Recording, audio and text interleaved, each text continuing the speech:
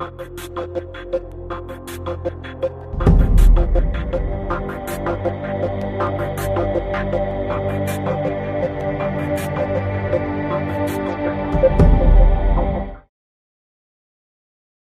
mother who sold her 6-year-old daughter for around £800 has been given a life sentence for trafficking.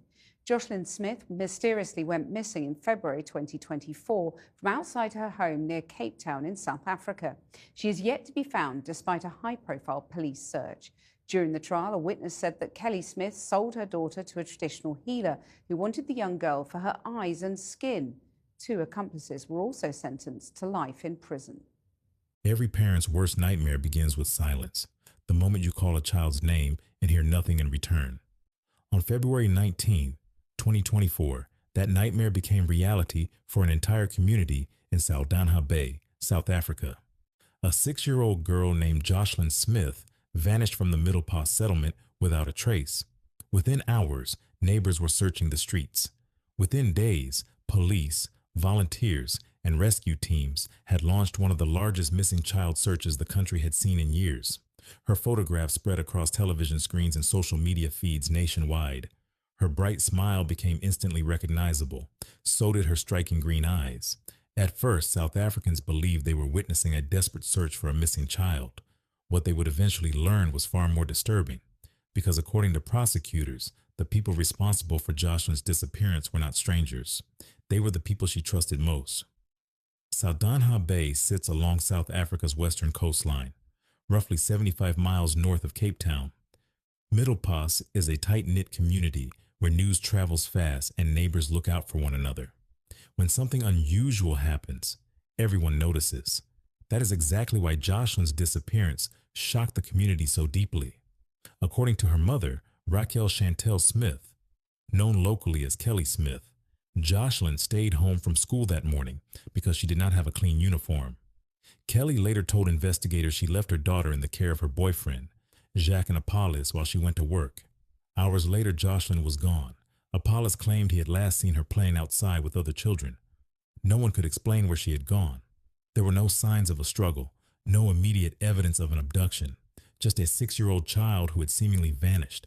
Police launched a massive search operation. Search and rescue teams combed through the area. K-9 units tracked possible leads. Helicopters and drones scanned the surrounding landscape. Rescue boats searched nearby waters. Volunteers traveled from neighboring communities to assist.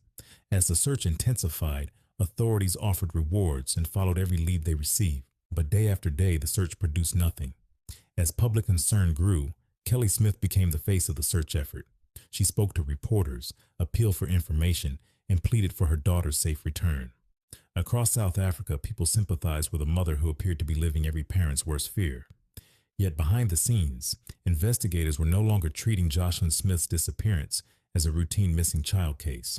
Information was beginning to surface that would dramatically alter the entire direction of the investigation, pulling it away from the idea of a simple disappearance and towards something far more deliberate. Less than 3 weeks after Jocelyn was last seen, police made a stunning announcement. 4 people were arrested in connection with her disappearance: Kelly Smith, her boyfriend Jacques Apollos, Stephen Van Reen, and Laurentia Lombard. The charges against them were kidnapping and human trafficking. What had once been a community-wide search for a missing child was now a criminal case being tested in court. As testimony began, early witness accounts started to reshape how the public understood the case. One witness, a local pastor, testified that months before Jocelyn disappeared, Kelly Smith had allegedly discussed selling her children for money. According to his testimony, she initially mentioned a price of 20,000 Rand per child before later saying she would accept significantly less. The allegations were chilling, but they were only the beginning. The most shocking testimony came from Laurentia Lombard, who became a state witness. Lombard told the court that after Jocelyn disappeared, Kelly allegedly admitted to selling her daughter. According to Lombard's testimony, Kelly told her she had done something silly and sold Jocelyn to a Sangoma, a traditional healer. Then came the detail that captured international headlines. Lombard testified that Jocelyn had allegedly been sought because of her appearance, specifically her green eyes and light skin. She further claimed she later saw Jocelyn get into a white vehicle with individuals she did not recognize. According to her account, that was the last time she ever saw the little girl. Another witness, Jocelyn's teacher, testified that during the search effort, Kelly made statements suggesting her daughter had already been transported far away. Whether those claims reflected knowledge of Jocelyn's whereabouts became a central question during the proceedings. Throughout the trial, prosecutors argued that Jocelyn's disappearance had not been random. They argued it had been planned. The defense challenged aspects of the testimony and evidence, but after hearing weeks of witness statements, the court reached its decision. On May 2, 2025, Judge Nathan Erasmus found Kelly Smith, Jacques Anapolis, and Stefano Van Rijn guilty of human trafficking and kidnapping. The human trafficking charge, they were sentenced to life imprisonment. On the kidnapping charge, they were sentenced to 10 years in prison. Because I've imposed life imprisonment, there is no need for me to rule on the concurrency of the sentences, because by operation of law, it will be served concurrently.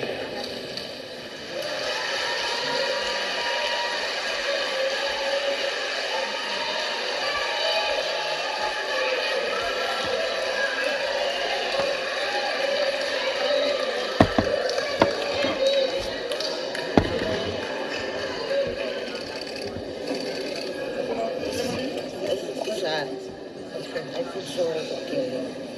I feel very sorry because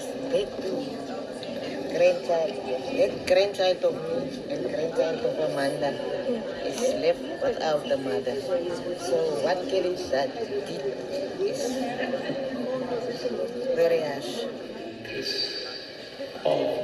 It is not a nice thing for my child to sit in jail for the rest of her life, but she did something wrong, so she must deal with the consequences.